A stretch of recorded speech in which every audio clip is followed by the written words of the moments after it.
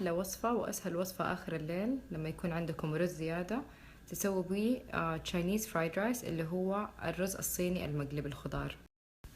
هذا رز مصري بايت من أمس. لما يكون بايت يكون أحسن كده، يجيكم ملصق على بعض. عندي هنا جمبري فريش منظف. هذا كيس الخضار الجاهز، بس سلقته لمدة 5 دقايق.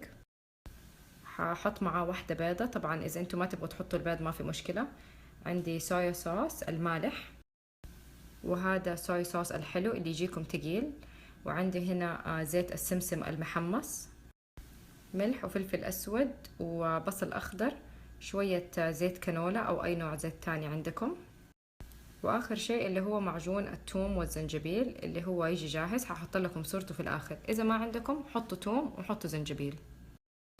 حنستخدم الوok اللي هي هذه المقلاية اللي تيجي غميقة شوية ومسطحة من النص.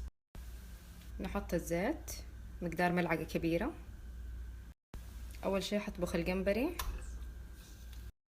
مع صوص الثوم والزنجبيل ألين ما يتغير لونه. ما نبغى نطبخ الجمبري مرة كتير لأنه لسه حنحط باقي المكونات. طبخت الجمبري بس دقيقة على كل وجه، لسه ما استوى تماما. حنحط الخضار وحنقلب مع بعض. طيب دقيقتين كده 3 بس طبخت الخضار.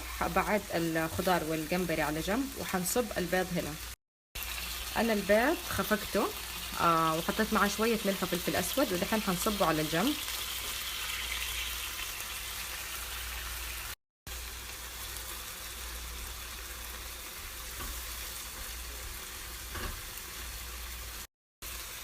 خلاص نلخبط البيض مع الخضار، بس نحاول كده نقطع البيض شوية.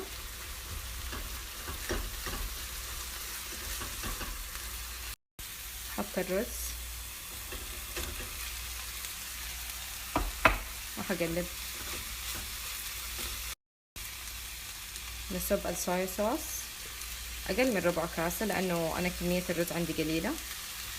وأحط الصويا صوص الحلو مقدار 1 ملعقة صغيرة أو كبيرة إذا تحبوا يعني نكهته تكون أقوى. وشي مرة بسيط من زيت السمسم المحمص. إذا ما تحبوا نكهته مو لازم تحطوه كمان. وحقلب. ما حنحط ملح لأنه الصويا صوص اوريدي مالح. إذا تبغوا تحطوا فلفل أسود حنحط، بس ملح لا. وبس كده قلبته دقيقتين 3 وطفيت النار عليه وصار جاهز.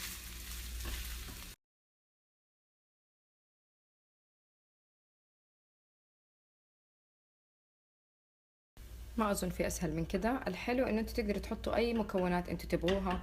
البهارات تقدروا تحطوا مثلا بودرة ثوم، بودرة بصل. تبغوا سبايسي تقدروا تحطوا مع سراتشا، تقدروا تحطوا اللي تبغوه. فهي هذه بس الطريقة مرة سهلة، وقلت أوريكم هذا عشايا حيكون.